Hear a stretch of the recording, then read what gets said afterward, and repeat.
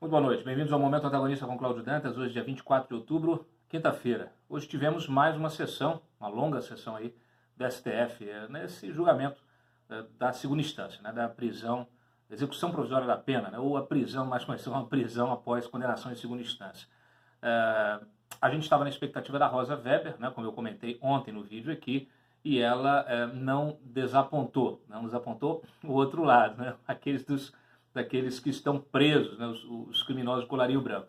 A Rosa Weber, ela vinha mantendo uma posição pró-condenação, prisão após condenação em segunda instância, segundo ela, em respeito ao princípio da colegialidade, né? Então havia aí uma jurisprudência em função de decisões anteriores, como a gente sabe, sempre foi assim até 2009, depois de 2009 se resolveu modificar o entendimento e em 2016 esse entendimento voltou, né, para a execução provisória da pena. E desde então, ao longo da Lava Jato, foram várias as tentativas de se modificar esse entendimento, a última delas no ano passado.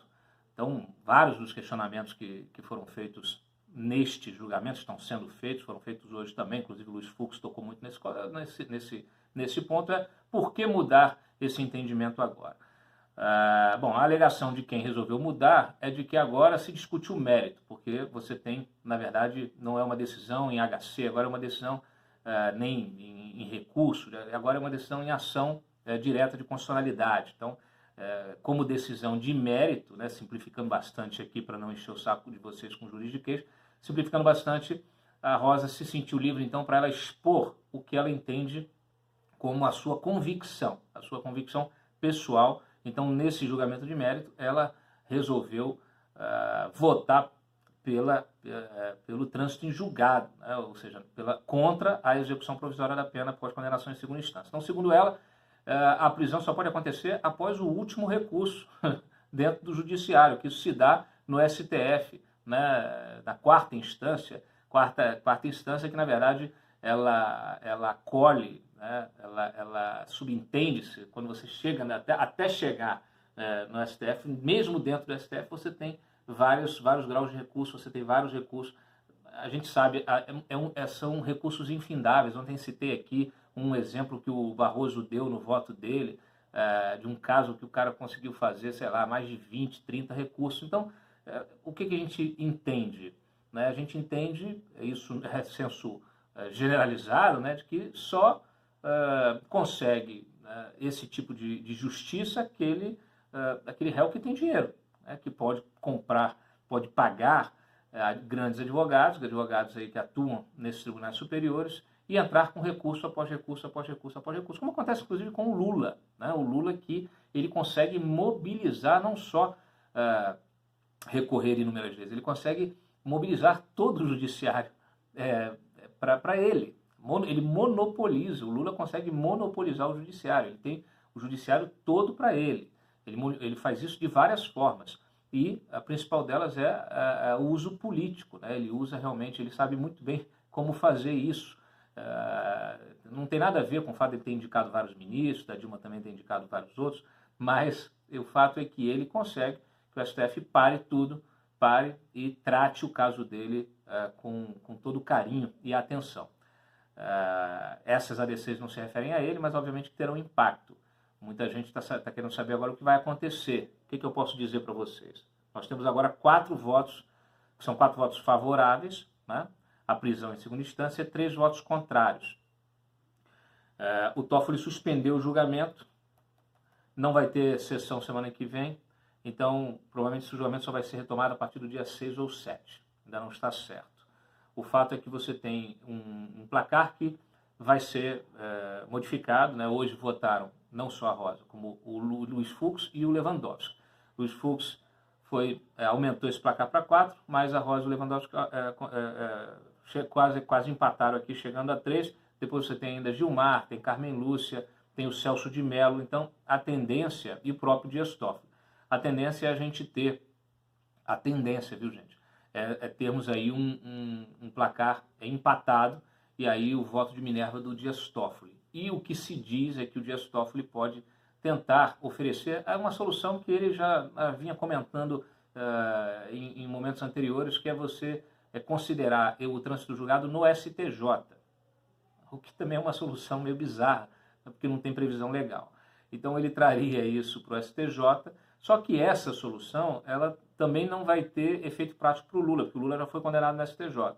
O próprio Toffoli foi questionado ao fim da sessão, né, sobre o seu voto, e ele disse que o seu voto ainda está em aberto, o que eu acho bastante, sabe, simbólico, né? Até ousado ele ir para um julgamento desse sem o voto definido. Então ele diz o seguinte: ainda estou pensando no meu voto, estou aberto a ouvir todos os debates, muitas vezes o voto nosso na presidência não é o mesmo voto, pelo menos eu penso assim, em razão da responsabilidade da cadeira, não é um voto de bancada. É um voto que também tem o cargo da representação do tribunal como um todo. Sim, né? Desde 2016, Toffoli tem se posicionado contrário à prisão em segunda instância, mas já propôs a execução seja possível através do STJ, da confirmação do STJ. Então, vamos lá. Até o momento nós temos 4 votos favoráveis à prisão em segunda instância. Alexandre de Moraes, Fachin, o Luiz Roberto Barroso e o Luiz Fux. Deve-se somar a eles a Carmen Lúcia, tá? Ou seja, 5 votos. Na outra banda, Marco Aurélio Mello, Rosa Weber e Ricardo Lewandowski. Devem se somar ainda Gilmar Mendes e Celso de Mello, somando esses 5 votos, então seria o voto do Toffoli, esse voto de Minerva. Eu conversei com o Miguel Reale Júnior, que inclusive tem uma posição bastante equilibrada sobre isso. Ele falou: Cláudio, eu sou a favor da execução provisória da pena, né, porque você não tem mais modificação do conjunto probatório na terceira instância, você faz isso até a segunda instância. Então, se você confirma a condenação na segunda instância, a menos que haja um problema formal que pode ser questionado nas instâncias superiores, como tem acontecido agora, que estão usando aquela questão das alegações finais para anular condenação, anular sentença, isso é um problema formal, ainda que a gente já saiba, a gente já tenha discutido todo o problema de você não ter nenhuma previsão legal anterior e eles estarem, na verdade, usando isso para anular, usando uma filigrana jurídica para anular. Mas vamos falar em tese, né? Então, o que o Miguel Reale Júnior fala? Ele diz o seguinte: eu sou a favor do cumprimento, né, da execução provisória da pena, mas com a possibilidade de suspensão dessa execução, ou seja, a suspensão da prisão, desde que fundamentado, né, em grau de recurso. Você pode recorrer ao presidente do tribunal ou ao relator e você conseguir a suspensão dessa execução provisória, caso a sua fundamentação esteja bem estruturada e alegando como possibilidade, por exemplo, um erro formal, né? Então, essa seria a melhor saída, na verdade, uma saída responsável, juridicamente defensável, constitucional, e ela teria um efeito importante para evitar a subversão, né, do direito, né, do sistema judicial, né? Então, mas isso não está posto. Isso é uma opinião do Miguel Reale, que fez ali uma crítica também à Rosa. Ele disse, eu liguei para ele justamente para que ele avaliasse esse posicionamento da Rosa. Ele falou: olha, a Rosa em todos os votos anteriores, mesmo quando ela votava pela colegialidade, ela não ficava restrita na questão da jurisprudência. Ela sempre avançou na questão do mérito, tanto é que ela expôs várias vezes a posição dela. Então é estranho que simplesmente agora resolva colocar isso como se fosse a posição da convicção dela, né? Ainda que os ministros possam mudar de posição. O Gilmar Mendes já mudou, né? Tantos outros mudaram. O Luiz Fux até citou uma ex-juíza lá da Suprema Corte americana, né? Sarah O'Connor, e que ela foi até questionada, né? Por que você mudou de posição em relação a determinado tema? Só que aí ela fez a modificação dela, era clara, ela era em função de um contexto social. Ela disse, inclusive, que a Suprema Corte, como não tem exército, ela tem que estar alinhada com o entendimento majoritário da sociedade, com as demandas da sociedade. Então é o que a gente tem falado. Aqui no Brasil fala assim: não, o STF é contra-majoritário. Como pode ser contra-majoritário? A sociedade quer que os criminosos sejam punidos, quer que os corruptos sejam presos, né? Quer que o chefe das milícias, né, dos cartéis, das facções cumpram a sua pena. Quer dizer, e aí e sejam presos logo. Que estuprador seja preso. Então, o que você faz? Vai manter essa gente solta? Então, uma coisa é você modificar a sua opinião em relação a um contexto de forma clara, né, considerando que existe, que existe aí uma motivação maior, inclusive chamou aqui de sentimento constitucional do povo.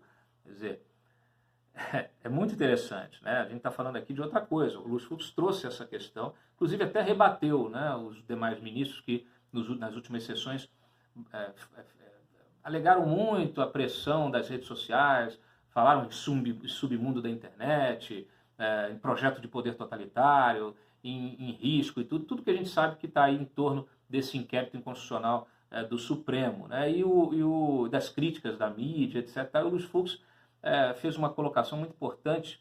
Ele disse o seguinte: olha, essa visão tortuosa que a sociedade tem do Supremo, ela não é fruto, ela não é construída à base de uma mídia tendenciosa. Não, absolutamente. A mídia reproduz o sentimento social, o sentimento constitucional do povo. E mesmo assim, ele até citou, com a liberdade de imprensa que o STF chancelou, é bom que se diga, é muito comum ver no mesmo periódico, no mesmo jornal, um editorial a favor e um artigo contra. Não tem nenhuma ingerência da mídia aqui. É o sentimento constitucional do povo puro. Colocação muito bem feita. É isso, a mídia tem um papel de fiscalizar, tem a liberdade de criticar, né? E os ministros não podem se sentir acuados em função da crítica, né? Simplesmente. Eu acho engraçado, até lembrei, né? Porque criaram esse inquérito aí com base nessas supostas ameaças na internet, etc. e tal, e não fizeram nada, o STF não fez nada em relação à agressão, né, o atentado que o MST fez ao edifício da Carmen Lúcia em 2018. Até reproduzi no meu Twitter. Quem quiser dar uma olhadinha lá, @ClaudioEdantas, lá no Twitter. Eu reproduzi o vídeo que nós publicamos no ano passado do atentado terrorista que o MST fez ao prédio da Carmen Lúcia. A Carmen Lúcia tinha se posicionado de forma desfavorável ao Lula e eles foram lá e jogaram tinta, pintaram, jogaram bombas de tinta nas janelas, fizeram terror, aterrorizaram as pessoas, os moradores do edifício, e isso foi chamado de protesto, isso foi chamado de manifestação. Então, assim, qual é a diferença do rapaz que taca tomate?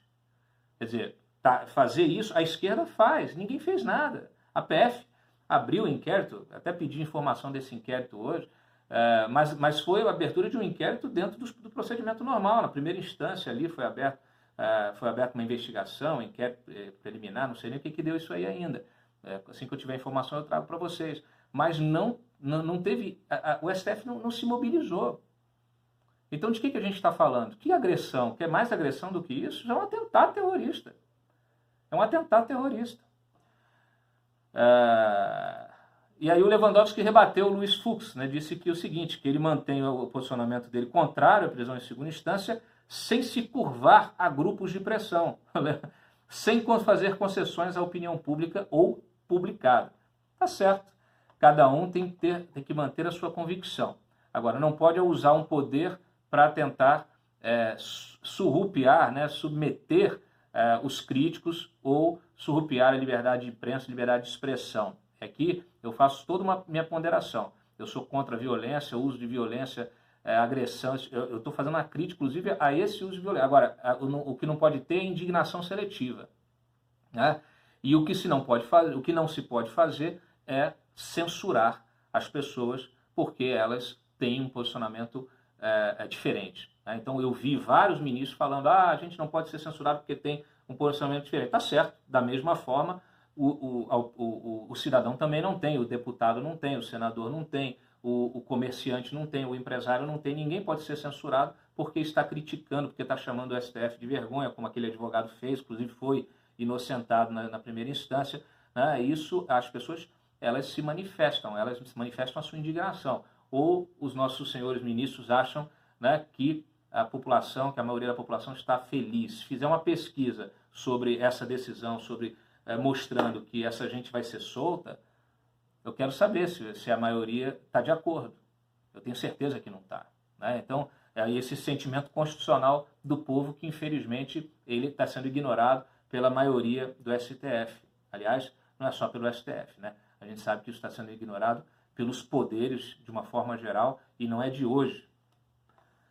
Bom, o Moro não se manifestou sobre isso, né, assim, objetivamente, mas ele estava participando de um seminário da The Economist e disse que fosse qual fosse o entendimento do STF, ele deveria ser respeitado. Então ele ponderou, é importante destacar com grande respeito ao STF, que é a instituição fundamental da democracia, qualquer decisão tomada deve ser respeitada, embora possa sofrer críticas.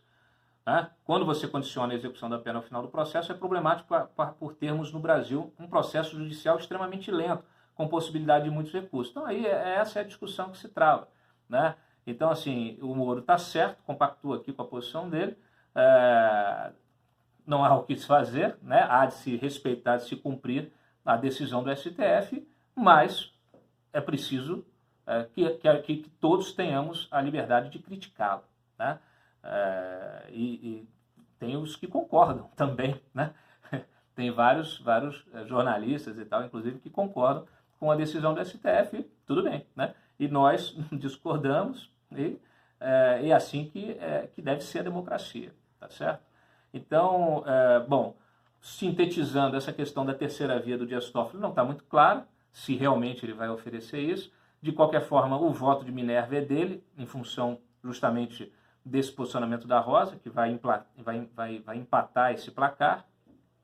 Então, vamos ver aí o que vai acontecer. A tendência, no meu sentimento é que a tendência seja realmente se confirmar a mudança do entendimento e o fim da prisão em segunda instância. E confirmada isso, o que a gente tem? A gente tem um cenário bastante ruim, né?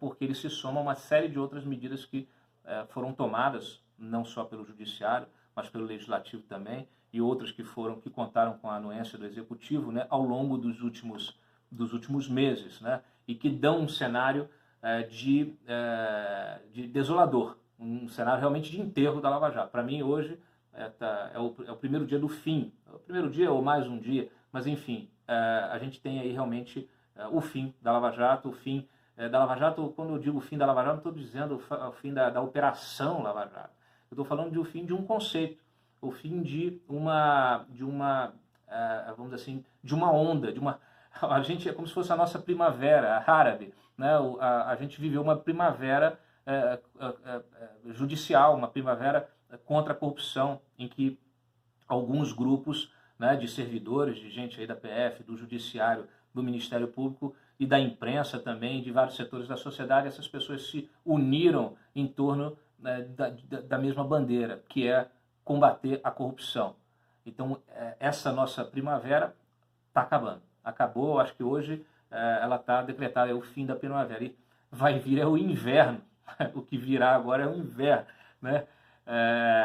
E o que a gente tem nesse cenário, né, dos últimos meses? Só este ano, a lei do abuso, né, do abuso de autoridade, que praticamente inviabiliza o pacote anticrime do Sérgio Moro e torna todo esse cenário mais melancólico, né, cenário de combate à corrupção, de combate ao crime, muito mais melancólico, porque você tem os juízes com medo de dar sentença, de condenar, a policial de prender, enfim, é um cenário realmente trágico. Bom, você teve a nomeação do Aras na PGR e aí você já tem uma modificação do entendimento, né, uma posição muito menos contundente para enfrentar esses temas. O Aras até hoje não trouxe à tona as coisas que se estava dizendo que a Raquel engavetou. Acho que a gente sabe que engavetou, delação de Léo Pinheiro, pedaço de delação de Léo Pinheiro, que citava irmão de Toffoli, tudo isso foi para a gaveta e não voltou. Então o Aras ainda não disse a que veio, chegou atrasado, né, ficou um tempo lá em Roma, não disse a que veio. A gente não vê também ele usando a PGR para combater fortemente esse posicionamento aí. A defesa dele nesse caso foi bastante cautelosa, bastante tímida, né? A gente não vê a PGR se manifestando na questão do COAF, na questão desse inquérito inconstitucional, né, na questão da CPI da Lava Jato, muito pelo contrário, o Aras deu entrevistas meio que legitimando, né, o roubo das mensagens, o uso ilegal, né, de mensagens ilegais que foram roubadas pelos hackers. Então a gente tem esse cenário, né, o COAF paralisado, CPI de fake news, essa possibilidade de uma CPI da Lava Jato parece que não vai ser instalada, mas você tem esse inquérito constitucional, você tem a anulação das condenações da Lava Jato, né, que foi decidida há poucas semanas, já temos 2 anulações, e essas anulações já estão provocando seus efeitos. Ontem, no final da noite, depois de eu ter gravado o vídeo, recebi informação de em primeira mão, o Ministério Público lá do TRF, né, o procurador que atua no TRF4, pedindo, né, se manifestando favorável à anulação da sentença do Lula no caso das reformas do sítio de Atibaia. O Gebran Neto, que é o relator da Lava Jato TRF4, convocou aí uma sessão para julgar a anulação na quarta-feira que vem. Ele fez isso por quê? Porque você já tem um entendimento do STF, do plenário do STF, foi 7-4, como eu disse. Então, o que ele quer fazer? Ele quer aproveitar o tempo. Vai esperar o quê? Um próximo recurso ser julgado no STF para depois? Não. Se já existe um posicionamento do STF, esse posicionamento precisa ser respeitado. Então, ele já convocou, o Ministério Público já se manifestou no mesmo sentido, assim, ó, o STF mandou, tudo bem, vamos cumprir. Não sei se isso está sendo influenciado pelo Aras, mas de qualquer forma mostra que não tem ninguém se insurgindo, né, contra a decisão do STF, muito pelo contrário, o pessoal quer cumprir a decisão do STF. Então, foi feita essa manifestação. A Lava Jato também disse que o Lula não precisa nem mais pagar multa se ele quiser progredir de regime. E nesse caso específico do sítio, ele se manifestou, não, então tem que anular, volta o processo, anula a condenação, a sentença, volta o processo para a fase de alegações finais e então se estabelece o novo rito do STF, que é você receber as alegações finais, né, do condenado, do delatado ao fim, né, como última parte a ser ouvida no processo. Aí o Lula reclamou, porque, claro, ele quer usar politicamente, essa é a guerra dele, né, sempre foi politizar a Lava Jato, politizar as condenações para que ele tente anulá-las, né? Então ele queria manter isso lá no STF, tentar anular a condenação, e agora aí a defesa já recorreu para tentar suspender o julgamento de quarta-feira, mais uma chicana jurídica dessa turma querendo, quer dizer, agora não quer anular a sentença, não quer anular aqui, quer anular no STF, no seu show, né? Então, mas essa já é a consequência dessas anulações da Lava Jato, né? Então, além disso, nós temos, pela via aí do Congresso, não só a lei de abuso de autoridade, nós temos toda a questão do fundão eleitoral, do aumento, do pagamento de advogados, da restrição de análise de contas, da flexibilização da forma de doações através de contratações de escritórios paralelamente. Cara, é impressionante, né? Então, assim, tenho certeza que o PT está agradecendo aí, inclusive o esforço do Paulo Guedes em organizar a economia, aprovar a reforma da Previdência, porque aí nenhum ônus desse vai para o PT, mas depois eles conseguem retomar as rédeas do governo já com a economia estabilizada para poder fazer o quê? Para roubar você de novo. Então, para mim é muito simples isso, né? Tá muito, vamos dizer assim, muito óbvio, né? Muito óbvio. Então essa é a situação, gente. Olha, o que mais eu posso dizer para vocês? Aí tem uma série de noticiazinhas picadas, né? Olha, por exemplo, tivemos aí agora no final da noite, no início da noite, a formalização, né, da expulsão do Eduardo Bolsonaro do PSL, pedido de expulsão aí, formalizado pelo Olímpio, pela Joyce e outros 3, aqui com o apoio do Luciano Bivar, mais um capítulo dessa briga do PSL, tá?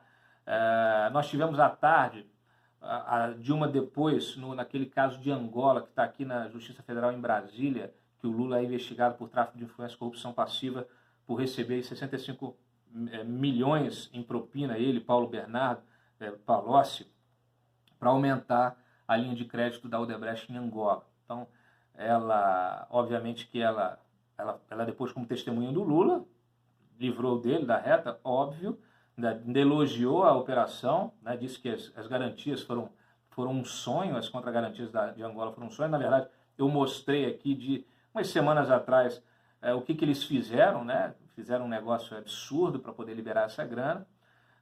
A Dilma travou até um bate-boca com o procurador, Carlos Henrique Martins de Lima, e ficou por isso. A gente acompanhou, chamou a pergunta dele de absurdo. Olha só, nós vamos responder as perguntas em objetivo princípio de criar confusão. Ele me dá como pressuposição que havia um fato entre nós, me pergunta se posso afirmar. Quer dizer, os petistas estão animados, cara. Eles estão super animados, né? E cada vez mais desrespeitando. Imagina qualquer um de vocês, qualquer um de nós, pessoas comuns, a gente tratar um procurador assim, um juiz, quer dizer, fazer desrespeitar dessa maneira aqui. Não é fácil não, viu? É brincadeira.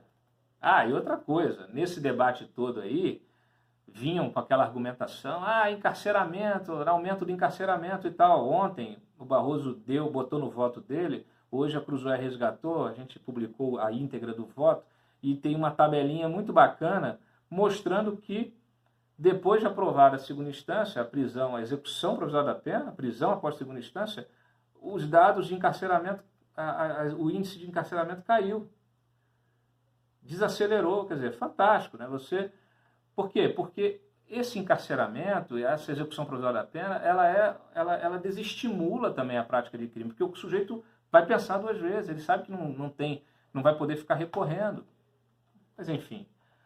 Publicamos também uma lista, caso vocês tenham interesse de ver, uma lista com os 38 condenados pela Lava Jato. Isso não inclui Lava Jato do Rio e nem Brasília, nós estamos fazendo esse levantamento. Mas só a Lava Jato do Paraná são 38 condenados que serão beneficiados, né, diretamente por essa decisão do STF, né, caso tudo indica que ela vai se confirmar, né, são 38. Aí aqui tem o Dirceu, tem o irmão do Dirceu, tem o Cunha. Claro que o Cunha tem uma preventiva, mas depois que cair isso ele pode tentar derrubar a preventiva.